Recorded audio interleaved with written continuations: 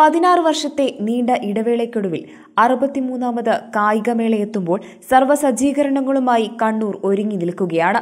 Mangattuparamba university സ്റ്റേഡിയത്തിൽ 16 മുതൽ 19 വരെ നടക്കുന്ന മത്സരങ്ങളിൽ പിറക്കുന്ന റെക്കോർഡുകളേക്കാൾ ശ്രദ്ധ ചെലുത്തുന്നത് മത്സരാർത്ഥികളുടെ സുരക്ഷയ്ക്ക് തന്നെയാണ്.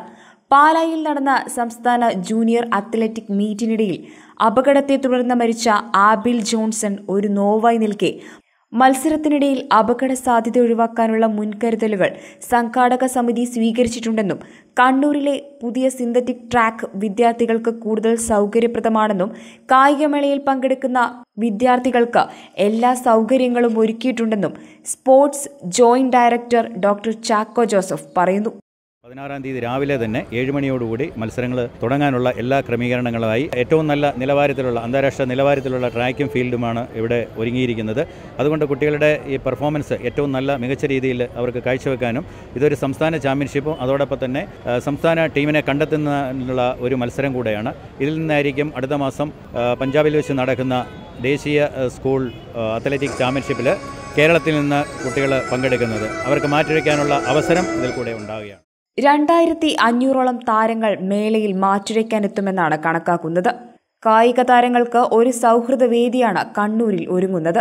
താരങ്ങൾക്ക് വിശ്രമിക്കാൻ കിടക്കയുള്ള പ്രത്യേക ഡോർമെറ്ററികൾ, ഭക്ഷണശാലയിലും ഗ്രൗണ്ടിലേക്കും എത്താനുള്ള പ്രത്യേക സംവിധാനങ്ങളും ഒരുക്കിയിട്ടുണ്ടെന്നും സംഘാടക സമിതി പറയുന്നു.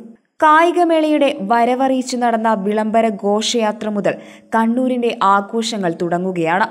ഇനി കായികമേളയുടെ അവസാന നാൾ വരെ കണ്ണൂരിന്റെ ആവേശം കെടാതെ നിൽക്കും.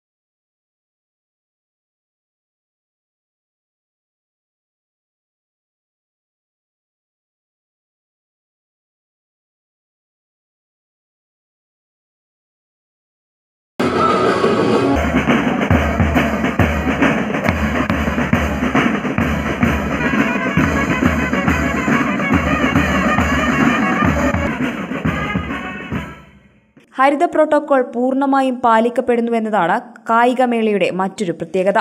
പൂർണ്ണമായി പ്ലാസ്റ്റിക് രഹിതമായിരിക്കും മാങ്ങാട്ടുപറമ്പിലെ ഗാലറിയും ഭക്ഷണശാലയും.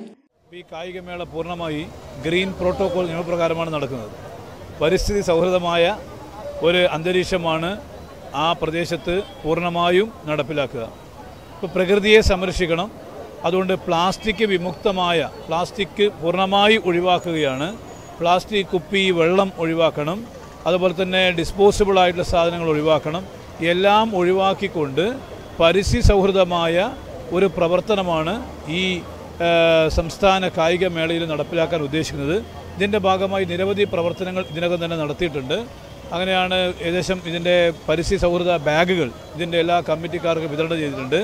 അതോടൊപ്പം തന്നെ ഈ ഏകദേശം 150ഓളം വളണ്ടിയർമാരെ ഇതിന് സജ്ജരാക്കിയിട്ടുള്ള വളണ്ടിയർമാരായ കേഡറ്റുകൾ, കുട്ടികളെ റെഡ് ക്രോസിൻ്റെയും അതുപോലെ സ്കൗട്ടിൻ്റെയും ഒക്കെ കുട്ടികൾ തയ്യാറാക്കിയിട്ടുണ്ട്. ദിനങ്ങൾ എണ്ണി കഴിയുകയാണ് കണ്ണൂർ. സംസ്ഥാനത്തെ കായിക പ്രതിഭകൾ മാറ്റുരയ്ക്കാനെത്തുമ്പോൾ മുഴുവൻ സജ്ജീകരണങ്ങളും ഒരുക്കി കണ്ണൂരിന്റെ മണ്ണ് കായിക മാമാങ്കത്തിനായി എല്ലാ അർത്ഥത്തിലും ഒരുങ്ങിക്കഴിഞ്ഞു. കണ്ണൂരിന്റെ പുതിയ സിന്തറ്റിക് ട്രാക്കിൽ മികച്ച റെക്കോർഡുകൾ പിറക്കുമെന്ന പ്രതീക്ഷയിലാണ് കായിക ലോകം. നീണ്ട കാത്തിരിപ്പിനൊടുവിൽ വീണ്ടും ഒരു കായികമേളയ്ക്ക് കണ്ണൂർ ഒരുങ്ങുമ്പോൾ പ്രതീക്ഷയിലും ആകാംക്ഷയിലുമാണ് കണ്ണൂരുകാരെല്ലാം. കണ്ണൂരിൽ നിന്നും ക്യാമറമാൻ ഉണ്ണി മയിലിനൊപ്പം പ്രിൻസി, കേരള ഓൺലൈൻ ന്യൂസ്.